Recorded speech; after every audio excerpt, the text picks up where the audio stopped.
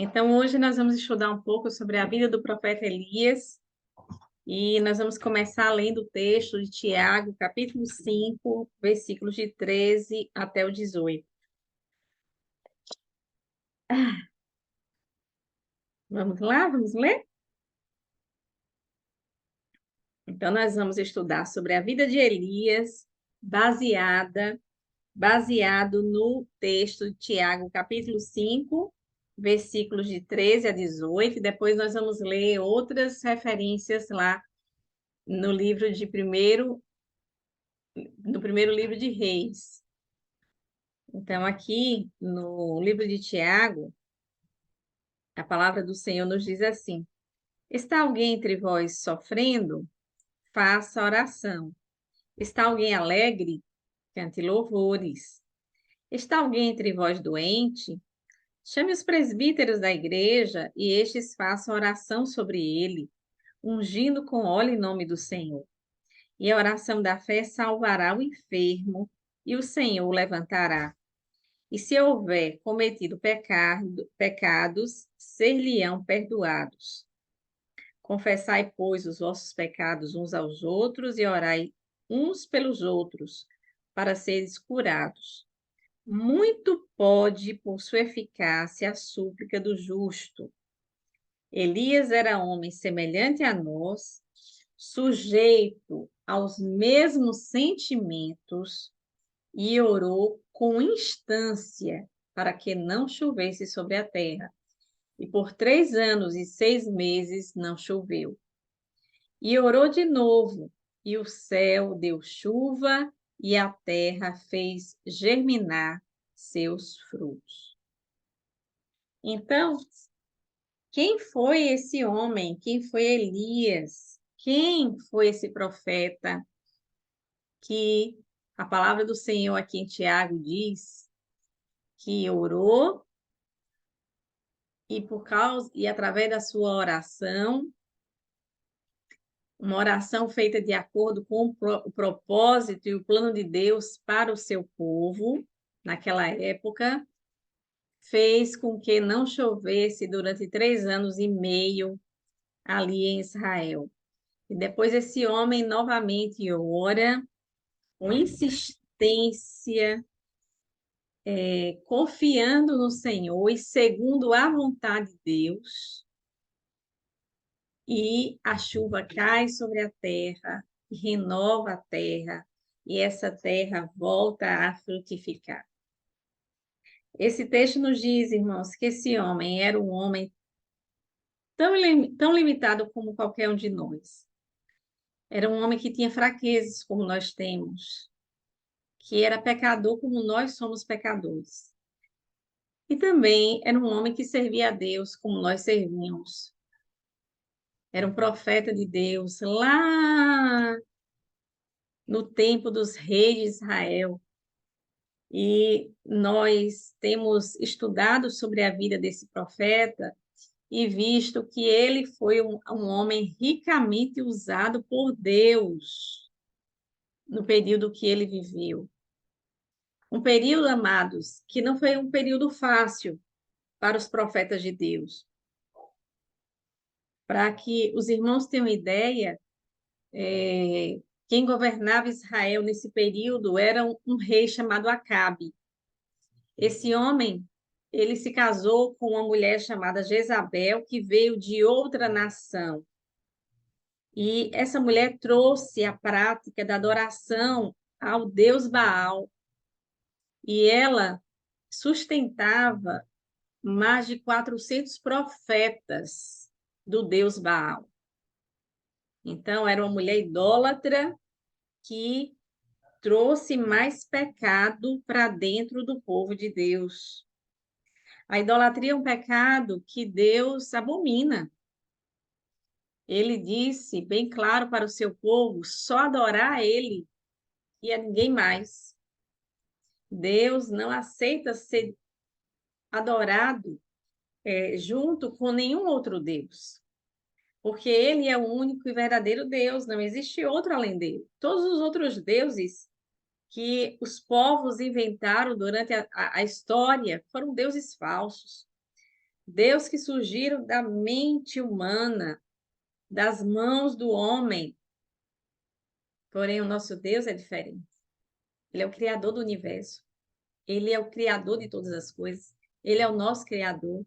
Ele é o único, portanto, que merece toda a honra e glória e toda a adoração das suas criaturas.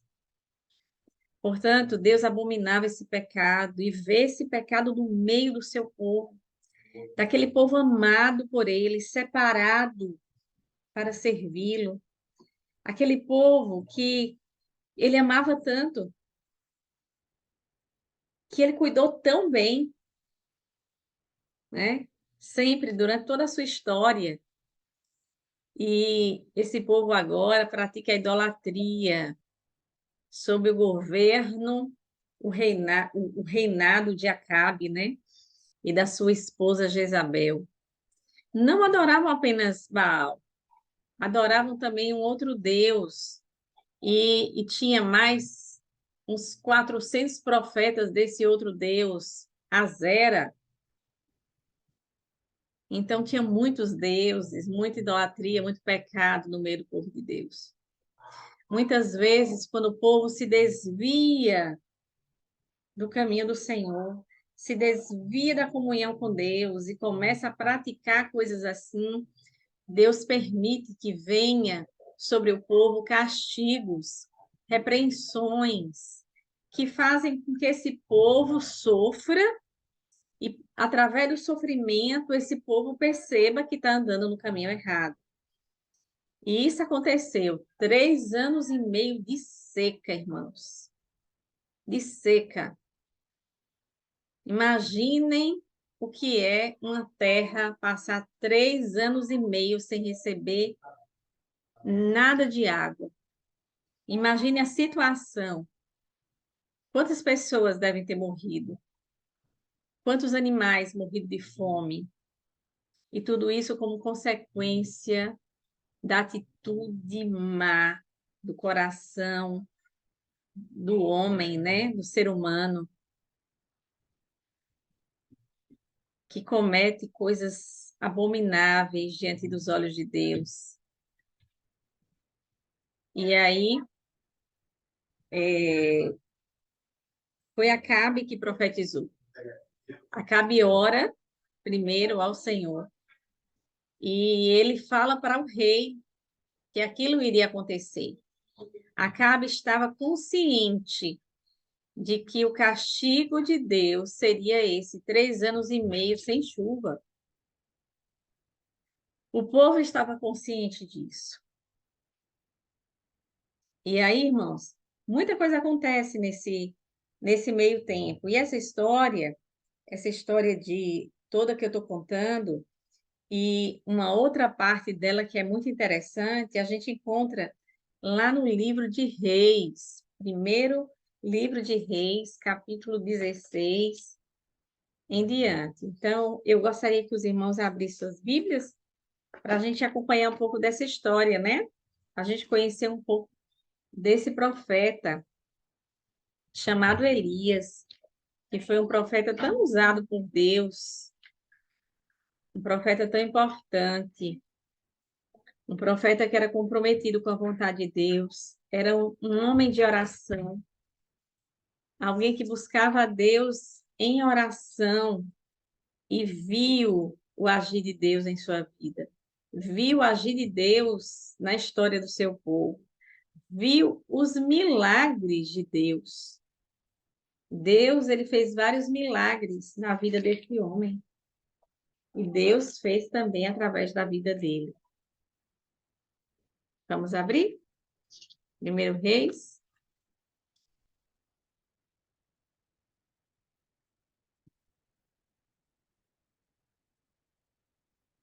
Então, aqui, no capítulo 16, versículo 30, diz assim: Fez Acabe, filho de Onri, o que era mal perante o Senhor, mais do que todos os que foram antes dele, se referindo à vida de Acabe.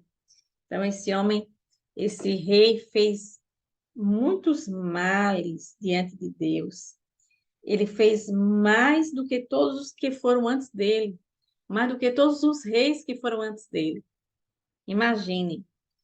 E aqui fala depois de Jezabel, logo em seguida, dizendo que ele casa com Jezabel, e, e, e fala que ele levantou um altar ao Deus Baal. Imagine, um rei do povo de Deus que levanta um altar a outro Deus. E aí no capítulo 17 já começa falando sobre a vida de Elias especificamente. A conversa que Elias teve com ele, né, com Acabe.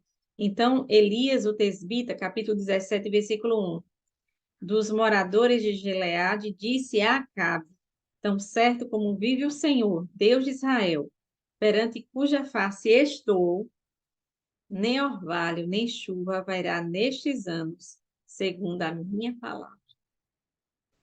Então, está ali um profeta falando para um rei e dizendo que nem orvalho, nem chuva haveria naqueles anos, segundo a palavra que ele estava dizendo. E a palavra que ele estava dizendo vinha de Deus. E se cumpriu exatamente como foi dito. E aí, irmãos, para que Elias não morresse de fome nem de sede, Deus, ele orienta Elias a ir para perto de um ribeiro que ainda tem água. Ele diz assim: retira-te daqui, ou a palavra do Senhor veio para ele, no versículo 2, começa dizendo: veio-lhe a palavra do Senhor, dizendo: retira-te daqui, vai para o lado oriental e esconde-te junto à torrente de Querite, fronteira ao Jordão. Beberás a torrente, e ordenei aos corvos que ali mesmo te sustentem. Ô irmãos, que Deus maravilhoso que cuida dos seus, não é verdade? Diante de uma situação de fome, de uma situação de seca que geraria muita fome, Deus orienta o seu servo. Deus cuida do seu servo Elias e diz exatamente onde teria água que iria sustentá-lo durante um tempo, matar sua sede durante um tempo. E Deus ordena aos corvos, imagine, Deus ordena para que eles levassem comida para Elias. Pensem, que cuidado maravilhoso do Senhor, não é? Irmãos, quem tem Deus tem tudo. Quem tem a presença de Deus e está sob a direção de Deus, tem tudo. Não precisa se preocupar com nada, porque o Senhor cuida de nós das mais diferentes maneiras. Ele vai além daquilo que a gente acha que é possível, das nossas possibilidades, dos nossos limites. Ele vai além para prover, para providenciar o suprimento das nossas necessidades. Mas como é importante, irmãos, estar diante da face do Senhor. Elias diz para Acabe que estava diante do Senhor. Ele estava diante do Senhor, servindo ao Senhor. Então, essa é a situação mais privilegiada que existe. É estar diante de Deus, servindo a Deus durante a vida. Se você está nessa posição, você não precisa temer nada. Seu coração pode descansar, porque o Deus que fez uma aliança conosco é fiel à sua aliança. Ele nos guarda, ele cuida de nós, como o melhor pai que temos, né? Ele é um pai perfeito e todo-poderoso.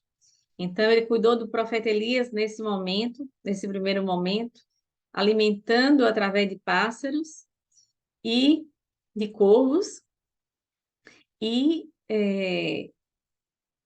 dando a ele água através daquele ribeiro. Foi, pois, e fez segundo a palavra do Senhor, retirou-se e habitou junto à torrente de Querite, fronteira ao Jordão. O servo do Senhor é obediente à sua voz, à sua palavra. O servo do Senhor nem questiona, apenas obedece. Sabe que o Senhor dirige por aquele caminho e caminha, anda naquela direção, não resiste à voz de Deus. E aí é abençoado, né? E foi assim. E os corvos lhe traziam pela manhã pão e carne, como também pão e carne ao anoitecer, e bebia da torrente. Então, ele tinha, certo, 2 refeições ao dia. 2 refeições que ele não precisava plantar, ele não precisava trabalhar para ter. Deus providenciou para ele. Mas passados dias, a torrente secou, porque não chovia sobre a terra. Naturalmente, né? Aquela corrente secou. E agora? E agora? Será que seria o fim da vida de Elias? Não.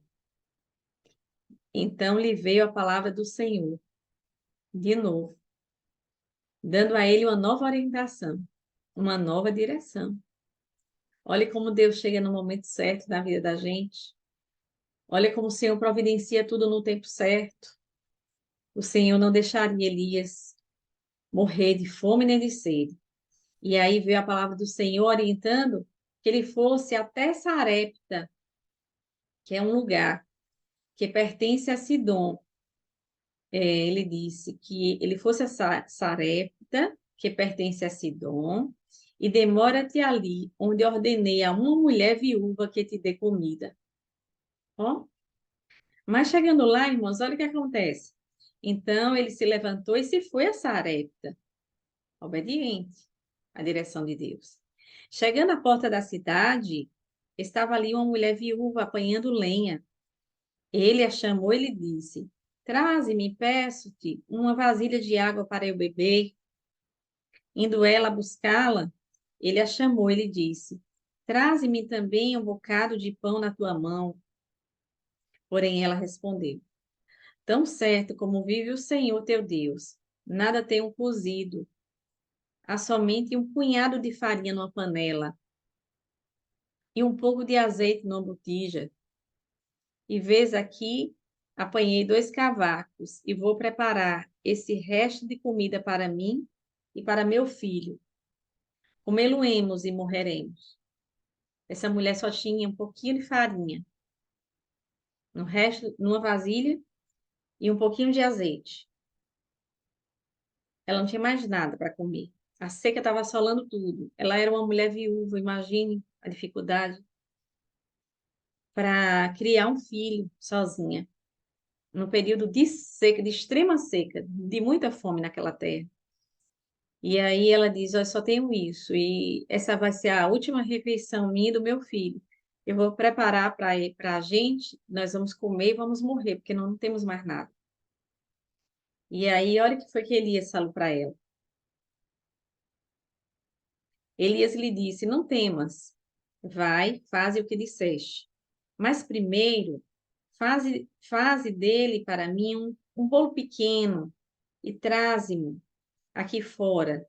Depois farás para ti mesma e para teu filho. Porque assim diz o Senhor, Deus de Israel. Veio uma palavra de Deus para ela, agora, através de Elias. Olha o que que Deus disse para aquela mulher. A farinha da tua panela não se acabará, e o azeite da tua botija não faltará, até o dia em que o Senhor fizer chover sobre a terra. Foi ela e fez segundo a palavra de Elias. Assim comeram ela e a sua casa muitos dias. Da panela a farinha não se acabou, e da botija o azeite não faltou, segundo a palavra do Senhor, por intermédio de Elias. Aqui, irmãos, são apenas alguns dos milagres de Deus na vida desse profeta. Se os irmãos continuarem lendo o texto, verão outros. Deus fez grandes coisas na vida dele e através dele. E aí, irmãos, passaram os dias e o tempo que Deus tinha determinado para a seca acabou. Quando chegou no terceiro ano, Deus falou com Elias e disse para ele: E Acabe, falar com o rei. E Elias teve um encontro com o rei. E, e nesse encontro, Elias falou para o rei que o rei era o perturbador de Israel. A culpa de tudo aquilo que está acontecendo, em grande parte, era dele e da família dele. Porque quando um rei, irmãos, em Israel ou em Judá, seguia a lei do Senhor, tinha comunhão com Deus, fazia o que era correto, adorava apenas ao Deus Criador, ao nosso Deus, o povo era influenciado para fazer o mesmo. Mas quando um rei se comportava de forma diferente, praticando a idolatria como Acabe, isso também era uma influência para o povo todo fazer o mesmo. Então, o povo já estava adorando os outros deuses, também por influência do rei e da esposa de Jezabel. Então, Elias confronta Acabe nessa conversa e desafia os profetas de Baal. Então, ele diz para Acabe para mandar os profetas de Baal até um determinado lugar. E ali se veria, de fato, quem era o Deus verdadeiro. Se era o Deus de Israel, o nosso Deus, ou se eram os profetas de Baal. Então, os profetas de Baal foram até um determinado lugar e o combinado seria o seguinte: pegar 2 animais, um para cada lado, cortar os animais, colocar sobre um altar. Elias fez isso com o animal e os profetas fizeram isso com outro animal, cortaram em pedaços, colocaram sobre o altar de Baal. E o Deus que respondesse ao clamor, às orações e queimasse aquela oferta, seria o Deus verdadeiro, demonstraria ser o Deus verdadeiro. Não seria, mas demonstraria ser o Deus verdadeiro. Então, os profetas de Baal começam a invocar Baal, invocam Baal de manhã até meio-dia, fazem todos os rituais de adoração a esse Deus, inclusive cortando a pele, o seu próprio corpo, fazia parte do ritual ao Deus Baal, e nada de Baal respondeu. Baal não pôde responder, porque Baal era mudo, Baal era surdo, Baal era um boneco criado pelas mãos dos homens. Mas quando chegou a vez de Elias, irmãos, que Elias começa a buscar o Senhor e ele pede que Deus manifeste o seu poder, Deus manifesta de forma grandiosa. Vem fogo que consome todo o animal que está sendo oferecido, e não só isso, todas as pedras, tudo que tinha no altar, até a terra, tudo consumido pelo fogo que Deus manda. E aí o povo diz: só o Senhor é Deus, só o Senhor é Deus. O povo que estava ali assistindo aquela manifestação do poder de Deus reconhece que só o Senhor era Deus, não havia outro, só Deus mesmo. E aí o que é que acontece? Elias diz ao povo: peguem os profetas. E o povo vai e segura os profetas de Baal, e aqueles profetas são mortos. Eles são mortos ali. Né? No outro dia, irmãos amados, Jezabel sabe, no mesmo dia, na verdade, Jezabel sabe do que Elias fez com seus profetas. E essa mulher manda dizer a Elias, irmãos, que eles que ele se prepare. Ele se prepare, porque porque ela faria com ele o que ele fez com os profetas do Deus dela. Elias também, irmãos, ora ao Senhor e ele ora com insistência e Deus cumpre a sua vontade revelada. Deus manda chuva sobre a terra depois daquele tempo todo de fome, de seca. O povo reconhece que só ele era Deus. Depois do fato que eu terminei de contar. E aí Deus cumpre a sua vontade falada, né? Profetizada por Elias, tanto para o rei quanto para o povo. Cumpre mandando chuva, muita chuva sobre a terra. Mas, irmãos, voltando para o que eu estava dizendo, quando a Jezabel sabe do que Elias fez com os profetas de Baal e manda dizer a ele que ele seria o próximo a morrer, Elias, foge, ele foge. E ele está tão cansado, irmãos, ele está tão triste por ver tudo que o povo fez contra Deus e por saber que vários dos profetas de Deus foram mortos. Vários. Jezabel mandou matar quase todos eles, profetas de Deus, servos de Deus. E aí Elias, ele cansado fisicamente, emocionalmente, nessa caminhada, nesse percurso, nessa fuga, Elias deseja até morrer. E ele fica muito deprimido, muito deprimido. Ele é como se ele perdesse o gosto pela vida, diante da dificuldade que ele está vivendo. É como se ele tivesse realmente desistido de viver. Os irmãos vão ler ainda, continuarão lendo. Eu não vou ler todos os capítulos que seguem, mas tem o capítulo 19 que fala sobre isso, sobre a vida de Elias ainda, e conta esse momento difícil que ele viveu. Veja como ele era limitado como nós somos. Quantas vezes, irmãos, na nossa vida, a gente está muito fervoroso, muito cheio de vontade de se envolver com as coisas da igreja, ou mesmo de orar, ou mesmo de ler a Bíblia, e outras vezes a gente é como se esfriasse um pouco, a gente desanimasse um pouco, principalmente quando as lutas vêm, quando as doenças vêm, quando as perdas vêm, quando a gente perde pessoas que amamos, ou tantas outras coisas que acontecem de mal, de ruim na nossa vida.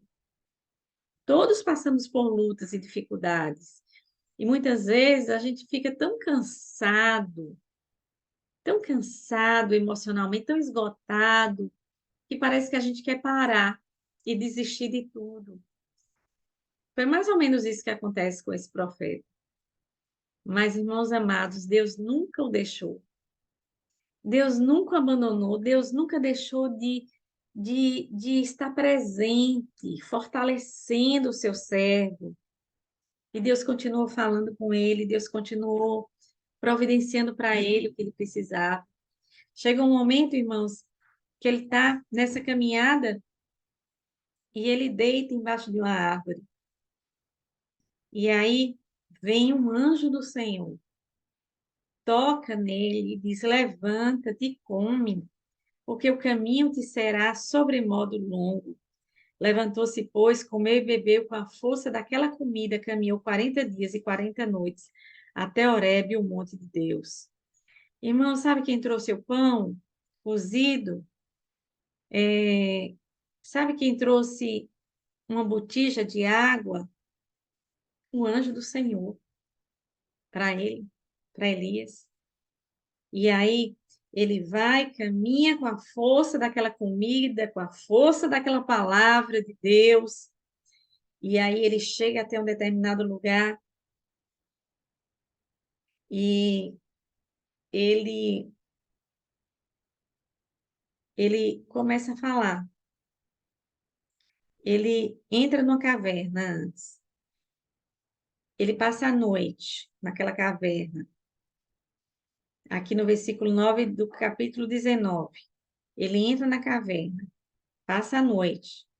E aí vem uma palavra do Senhor de novo para ele. E sabe qual é a pergunta que Deus faz? Que fazes aqui, Elias? E Elias responde: Tenho sido zeloso pelo Senhor, Deus dos exércitos, porque os filhos de Israel deixaram a tua aliança, derribaram os teus altares e mataram os teus profetas à espada.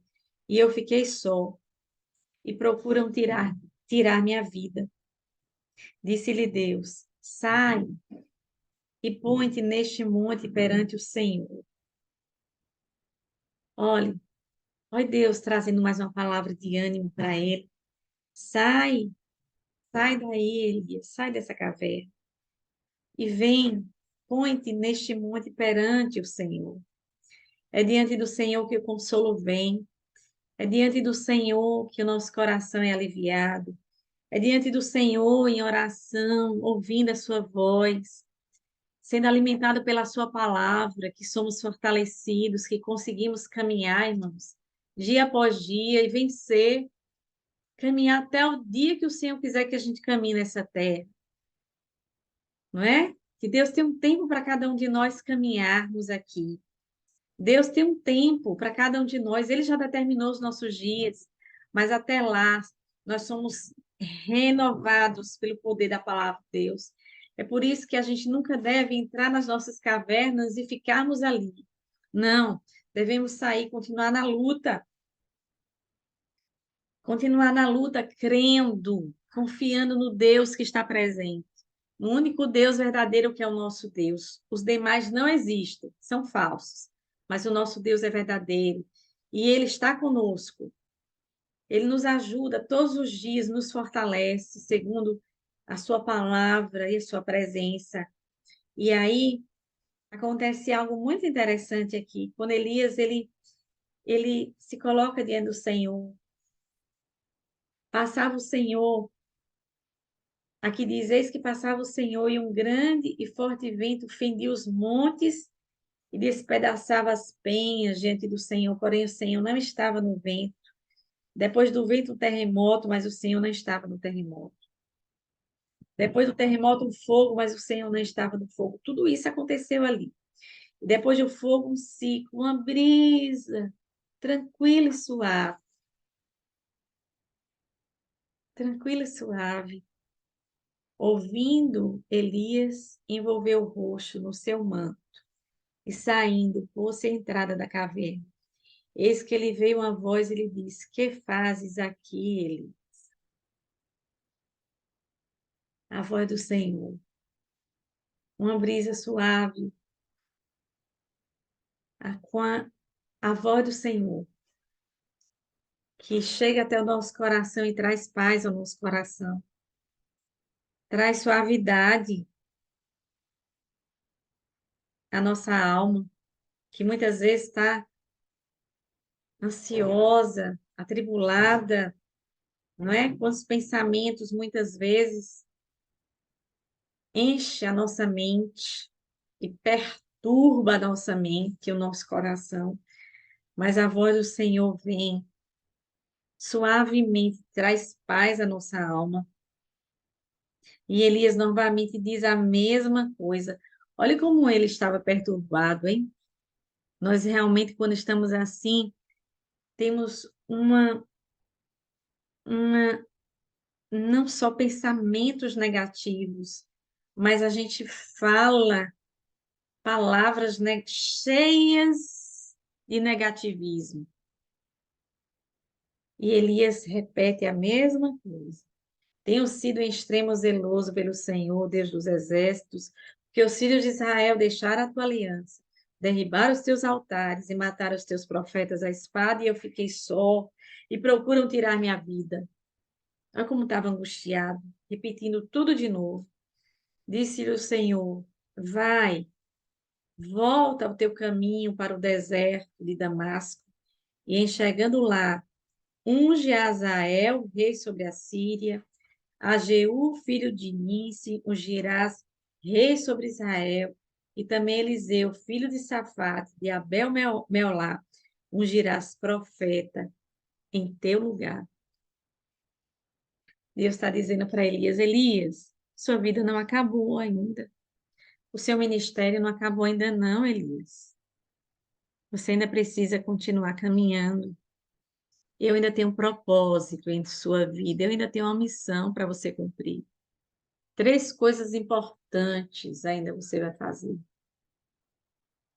Ungir algumas pessoas que serão reis e ungirá também um homem chamado Eliseu para substituir você. A missão ainda não acabou. Só depois disso, irmãos, é que Elias pôde descansar. E Elias foi um homem realmente privilegiado, esse profeta de Deus, porque ele não conheceu nem a morte, nem a morte. Eu quero que você leia essa história todinha para você ver como foi o final da vida dele, viu? Eu quero desafiar vocês. Eu não vou dizer como foi que foi o final, não, da vida de Elias aqui. Eu quero que vocês continuem essa leitura até encontrar, tá bom? É só seguir aí esses capítulos. Mas ele precisou ainda fazer algumas coisas para Deus. Irmãos amados, não vamos desistir. Vamos prosseguir firmes no Senhor, independente das circunstâncias. Nós temos o Deus Todo-Poderoso ao nosso lado. Entre rei, não importa os reis, não importa os governantes atuais. O povo de Deus tem passado por lutas e adversidades em várias nações do mundo. O povo de Deus sempre sofreu durante a história da humanidade. Sempre sofreu, sempre foi perseguido, sempre foi humilhado, muitos mortos. Hoje, quantos cristãos estão morrendo hoje por seguirem a Cristo simplesmente em países onde o cristianismo não tem liberdade? Quantos e quantos cristãos estão morrendo? A China persegue cristãos, a Coreia do Norte, o Afeganistão, o Irã, o Iraque, a Coreia do Norte, já disse, né? Muitos países. Na Nigéria, cristãos são perseguidos. Muitas nações perseguem cristãos ao redor do mundo. Em muitas dessas nações, cristãos são mortos, simplesmente por seguirem a Cristo. Mas a igreja do Senhor continua firme lá nesses países. Sabe por quê, irmãos? Porque quem está com eles é o Deus Todo-Poderoso.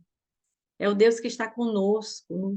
Quando passarmos pelas mesmas lutas no Brasil, porque certamente um dia passaremos, continuaremos firmes no nosso Deus, Ele estará conosco. Para nos dar direção a cada dia, para nos proteger, para nos fortalecer até o último dia da nossa vida, até o dia que ele determinou que vivêssemos. Porque desse dia não passará. Desse dia nossa vida não passará. Mas também ninguém poderá nos tocar sem que o Senhor permita. Foi assim com Elias. Jezabel não o alcançou.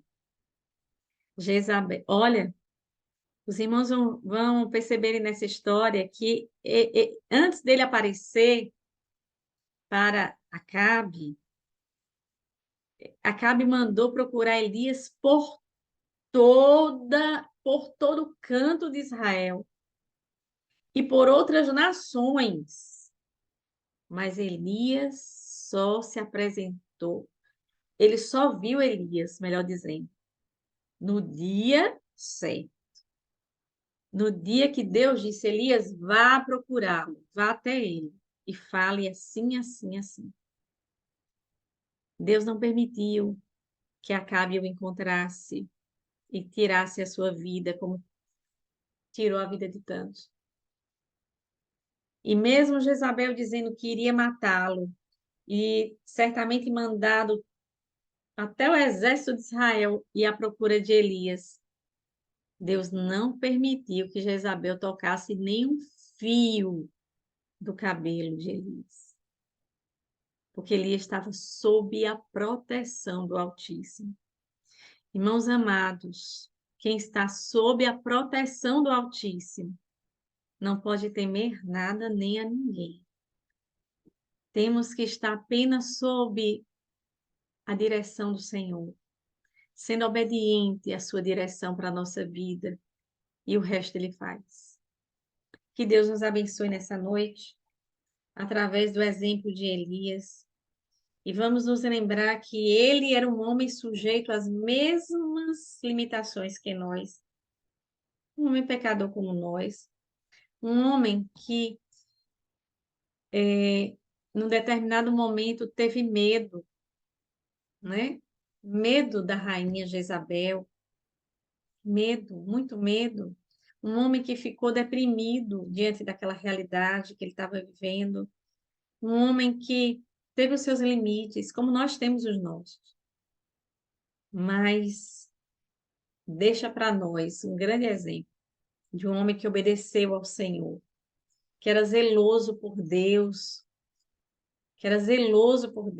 um homem que era um servo fiel ao Senhor e um homem de oração, um homem de oração, um homem que buscava ao Senhor em oração insistentemente.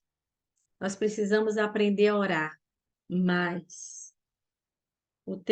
Esse texto de Tiago, que nós lemos inicialmente, ele é um texto que nos incentiva a uma vida de oração.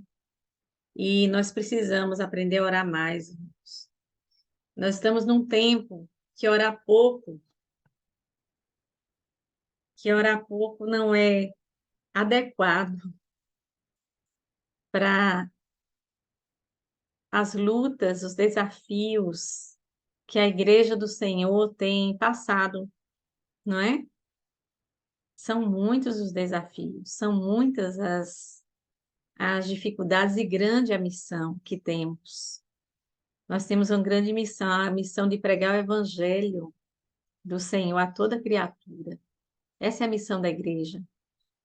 Então, diante de uma missão tão grande, diante de tantas tribulações que passamos, orar pouco não é adequado. Precisamos aprender a orar mais. Precisamos aprender a gastar mais tempo com Deus, a buscar mais o Senhor em oração. Perdemos muito tempo com outras coisas, em vez de investir o nosso tempo com mais sabedoria, buscando a Deus em oração. Esse é o grande exemplo também que Elias nos traz, né, durante a sua vida, né, aqui. Então, que o Senhor nos abençoe ricamente, que a cada dia possamos estar mais próximo, né, da vida desses servos de Deus. Seguimos mais os exemplos maravilhosos que foram deixados para nós.